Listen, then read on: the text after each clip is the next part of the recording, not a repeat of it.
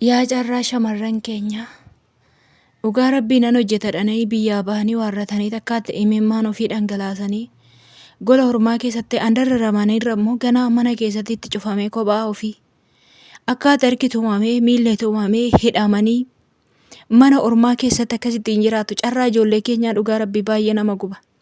Nagaan siniifaa baay'atu hordoftoota chaanaalii kootii akkam jirtu nagaa keessanii ani nagaadha obboleettiin keessanii.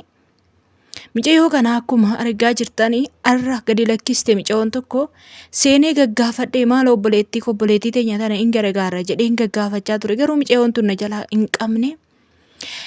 Hordoftoota baay'ee hin qabdu. Nama xiqqoo qabdi. Garuu koomentii nu barreessineef immoo laaltu. Mee laayikii godha ijoollee baay'ee bira akka ga'u adaraa rabbii. Micayoon kun harka ishiin argitu miila ishiin argitu balballi ishiin itti ho'ee warate mana xiqqoo keessatti kan ishiin itti cufamee jiru viidiyoo ishiin argisiiste muuziqaa waan qabuufan jalaa cufee jechaadha boo'ichi ishii saqamtee too boossu jechaadha. Adaraana dhaqqabaa jettee warrattee goodanyaa ishiitti ergate goodanyaa ishii kun immoo waan namni itti viidiyoo akkanaa ergate dhiisi waan nama miti waan saree wayitu itti fakkaanne ta'uu hin beekan. Maal obboota ishiin jirtu Suudi Arabiyaa jirti jettee gubbaarratti barreessite. Micayoon kun dhalattuu godina Amboodha. Aanaa Jalduu nama biyya kooteetu iyyuu jechaadha. Abbaan safara ishii hin beeku malee Jaldu jettee barreessite. Shawaadha jechaadha. Ani bakka kamillee haa taatu biyya kamillee haa taatu micayyoo kana lakkoofsa ishii nuu kennuu dandeessaa jedheen gaggaafadhe. Yaa hiriyaa bara kanaa jechaan ijoollee keenya maaloo garaa walitti hin jabaatinaa sinumtillee. Kan haramni garaa isinitti jabaatturra isinis immoo garaa walitti jabaattu. Ani ijoollee baay'ee ani kanan jiru amma Beeruuti yaa ta'u yoon Beeruuti iyyuu jiraadhe ijoollee rakkatan akkasiif sagalee gaafan argu ani sagalee ta'u asirratti fideetu isinitti haasa'u qofa miti barra. Asitti gaafa isinitti fideetu waan hin godhu dhabee haasa'u lakkoofsa isaanii gaafan dhabeen asiin haasa'a gaafan lakkoofsa isaanii argadhe hoo lakkoofsa isaanii ijoolletti kennee waarradheen ofii kiyyaas dubbisee waarradheen maal keessa akka isaan jiranii fi ijoollee dhaqqabuu danda'an kan Suudii jiru Suudiitti dhaqqabaa. Kan Dubaay hin jiru immoo Dubaay keessatti gargaaruu danda'u jechaadha. Ijoollota kana akkamitti gargaaru tokkoffaa ba'anii akka ba'anii badanillee lammaffaa immoo poolisatti irree akka isaan dawwalatanirree ijoolleen gargaaruu danda'an baay'eetu jira. Walitti garaan jabaatina obboloota kiyya argi micayyoo kana argitaniittu miila ishee argitaniittu tumamtee qaqqalamtee jirti. Hirkiffattee boossi dhugaa rabbii ayyaana ormaarraa ayyaana. Ishiidhaaf immoo tumamuudha balballi itti cufamee to'i. Ijoollee baay'een irra fadhaa jettanii akka barbaadetti irraa ooltanii jirtu. Nu warra mana keessa oolee yoo ta'e malee jechaadha. Garuu micayyoo kun immoo viidiyoo ishee irradha kan poostii ta'e balballi itti cufamee adaraa keessan yaa Oromoo. Adaraa akka na dhaqqabdanii barri natti cufamee murtoo du'aa fudhadheen jira. Akkattan ba'ullee hin qabu jette nama akkanaa sila akkamitti gargaarama seetan poolisiitu gargaara jechaadha. Lakkoofsa ishii bichaa naaf kennii jedheen barreesseef goodanyaa ishii poostii goote kanaan micayyoon kun nama naannoo kiyyaa ta'uu dandeessi lakkoofsa ishii naaf kennii nama naannoo kiyyaas ta'uu haadhiisuu maltuu obboloota kiyya. Eenyumaa ta'u lakkoofsuma ishii naaf kenne nan dubbisaa micayoo kanaa akkaataa ittiin gargaarru ijoolleen dubbisiisaan jedheen na jalaa qabuu didde. Meeqatti barreesseen na jalaa qabuu didde. Yaa obboloota koo maaliif garaa walitti jabaattu isinoo maaliif garaa walitti jabaattu? Wal gargaaraa maaloo wal gargaaraa. Ijoolleen mana gaarii keessa jirtan ijoolleedhaaf sagalee hin taatani isinan tuffadhe dhugaa rabbii. Ijoollee baay'een warri kaleessa ijoollee rakkataniif sagalee ta'an poostii godhanii fi maaloo gargaaraa jedhanii too sagalee warroonni ta'aniif har'a hundumti isaaniitu bakka haala mijataa argatanii ofii isaaniitiin mimmijeeffataa waan ta'eef garagaranii ta'u ijoollee tana ilaalan.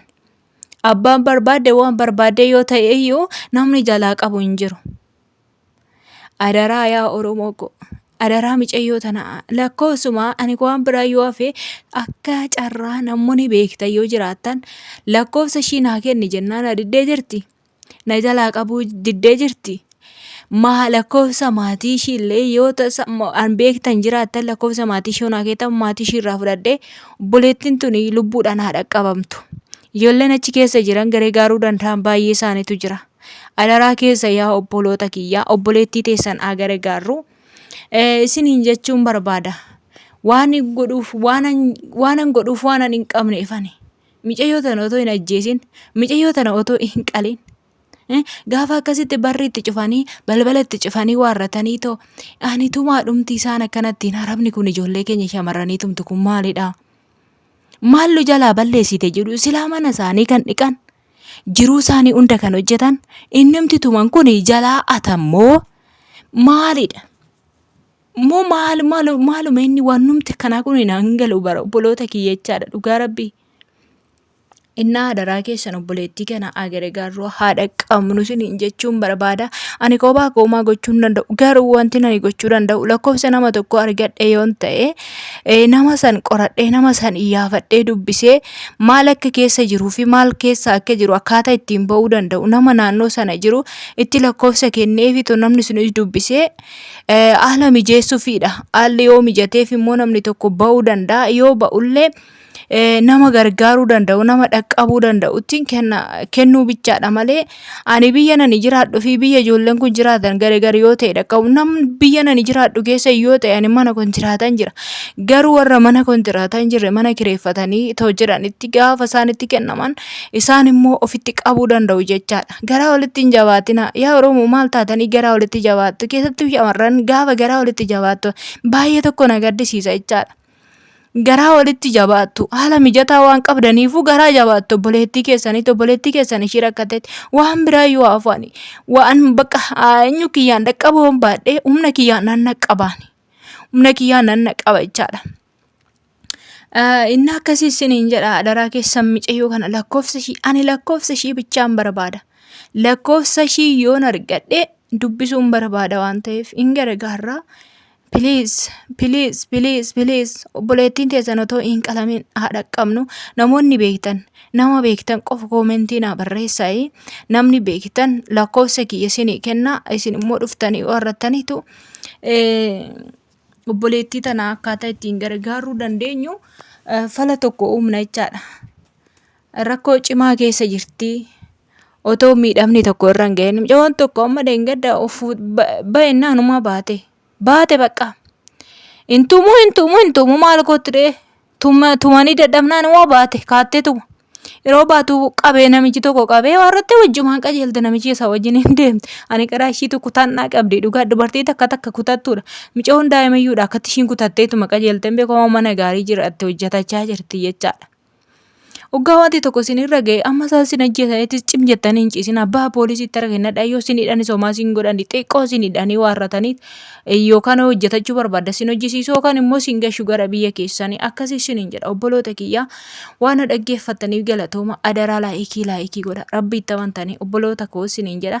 Namoonni baay'een immoo viidiyoo tokko amma ani viidiyoo ijoollee rakkatan gubbaarratti yeroon argu rabbi si gargaaru waaqa si gargaaru aniituma cim jedhanii bira darbu warroonni gargaaruu danda'an warroonni gargaaruu hin dandeenye immoo isaan haa jedhan waa miti gargaaruu hin danda'an akkatti gargaaran hin qaban biyyaan gargare waan ta'eef warri gargaaruu danda'an garuu dhugaa odoo gargaartanii obboloota keessan gaariidha laayikii godhaa isiniin jedhaa galata.